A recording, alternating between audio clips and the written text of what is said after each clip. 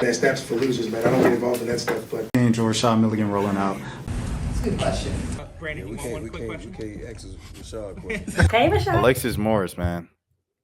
She just changed her name.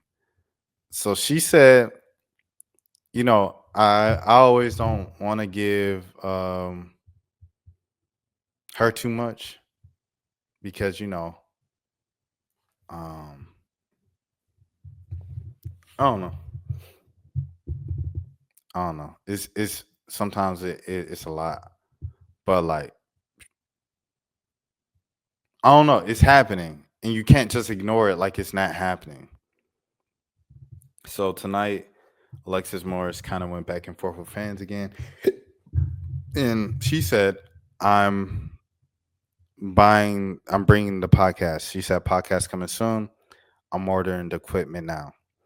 Now, I've invited Alexis to come on the channel and speak during a couple of her previous kind of like going back and forth with the fans and just unleashing that holding back.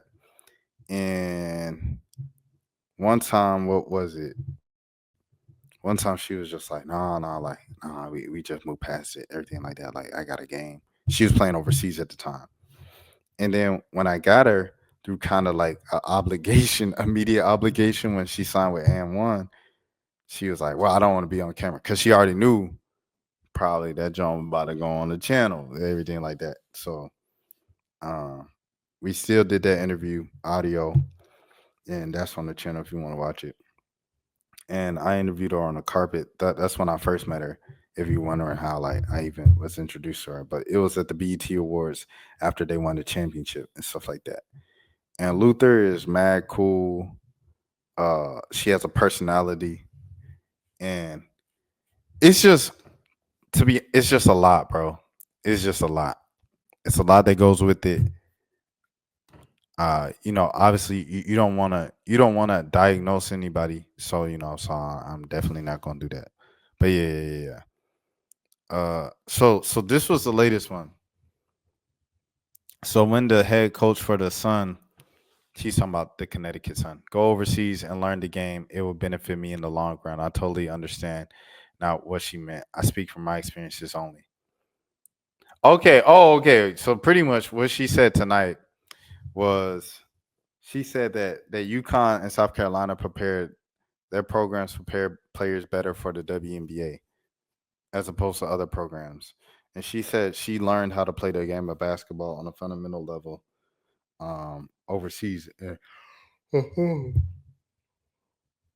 while playing professionally. And how she got that experience is oh yeah, and they said, so are you throwing Kim Mulkey under the bus? And she said, nah, me and Kim, we go way back, like we good. And that was kind of confusing because it was just like, so who are you talking about if you say you didn't get, what I'm saying, developed the way that you wanted to? And I guess this is why she's having a podcast to kind of, I guess, speak on all of this. But she said, I'm not the star who cares to be liked, loved, or praised. I'm speaking facts. It comes with hate. So yeah, and then someone asked her if she wanted to be in a WNBA, and she's like, I think y'all care more about me going to the WNBA than I actually do. But yeah, here it is. One thing y'all not gonna keep doing is questioning me and Kim, bro. I've been on this woman since I was 12. Me and Kim are good. Trust, she knows me best. I didn't even say nothing bad. I was just curious. I think she's a good coach. Our run was a full circle moment, lit. But yeah, it's just weird though, because it's like you just said it right. Like you kind of called out Kim Mulkey. Like if that's the coach you played for at Baylor and then again at LSU, like that was your primary college coach, right? And you said my programs didn't adequately prepare me for the WNBA. Who else could you be talking about? I don't know. But yeah. So she said, real talk, most schools with sustained success will have players that last in the league. Why? They're recruiting the best talent, winning big, stacking accolades, and playing on the biggest stages. That combo builds pros. UConn happens to just blend that with the pro style system. Okay. She talking about the Princeton over there that they have. Any program running 3 out, 2 in, offense is old school, outdated, and doesn't translate to the pros. It's up to the players to quickly transition mentally and study the WNBA plays, sets, etc. within a 2-3 week turnaround. And some organizations want you there immediately. Facts. That's why most of the rookies don't make the rosters. My European coaches taught me at first I struggled once I picked up the style of play. I ate. Fourth quarter versus Iowa type stuff you did. Don't get me wrong, I was hooping, but hooping within a totally new system and form frame was the adjustment. Well, real hoopers adapt. UConn runs a read and react offense, heavily inspired by Princeton's principles.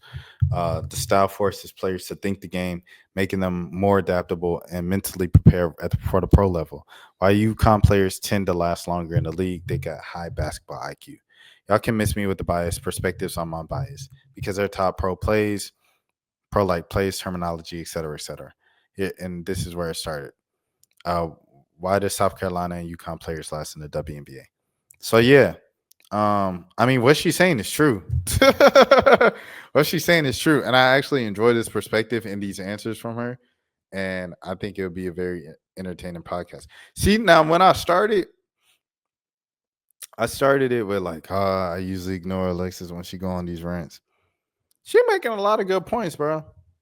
It's just sometimes like some of the rants. See, because me just coming into it, I just saw a bunch of tweets, and a lot of times with the rants, she'll directly call out someone. Like she'll throw some shade at say, and I'm just giving examples. Luther, if you're watching this, I'm giving examples of things you have done in the past. You will directly call out, like, or indirectly call out Angel Reese, Flage, someone on your team. Like Flage had like 3 points in the Sweet 16, I want to say. And you said, wow, the big 3 points. And you had a bunch of laughing emojis and then you deleted it like 2 minutes after the fact. It's stuff like that. Um, when Angel was away from the team and there was a lot of speculation, is it grades? Was she suspended? What's going on? And you shared your thoughts of like, you think you bigger than the program. This is what happens when you can't be humbled and everything. Like, okay, that was another moment. And it seemed like you just subbing, and then like people like, are you talking about Angel? And it's like kind of obvious you talking about Angel, and you're like, no, I ain't talking about Angel. Me and Angel cool. It's stuff like that that's like, okay, what's going on here? So that's why I opened up with that. But in terms of what she's just talking about, of like who prepares you best for the pros, she ain't lie. She ain't lie. And this is something that Joel has been saying on the channel for years as well. Shout out to Joel if you're watching this.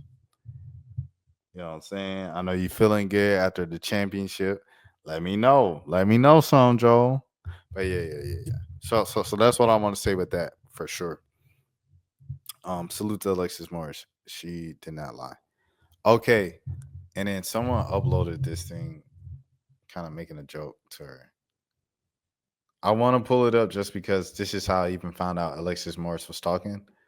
But I have a feeling this is when Pops is in Friday, one of the Fridays, talking about, I want you to go down, get a job, and apply for a job and get a job. I want you to get your ass up today, go out and look for a job. I told you, yeah. See, I know my Black history. The word today is job.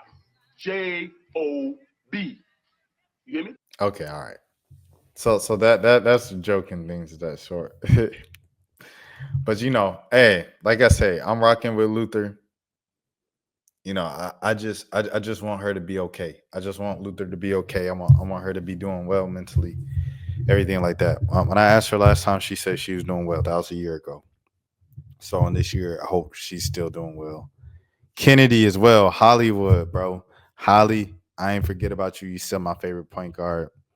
On the women's side, my favorite point guard on the men's side is Ryan Harrell. And yeah, I hope you're doing well as well. Keep your head up. Both of y'all keep y'all heads up. And basketball is fun when y'all play. Like I know like we have like a lot of like discussions around like the outside stuff of you guys with basketball. But basketball is really more fun when Alexis Morris and Kennedy Carter, the girls from Dallas, Texas, Fort Worth area, are playing. because they have exciting playing styles of scoring the basketball, everything like that. They really twin for real. For my AAU teammates, all that. That's for losers, man. I don't get involved in that stuff, but And Rashad Milligan rolling out. That's a good question. Yeah, we can't ask Rashad questions. Hey, Rashad.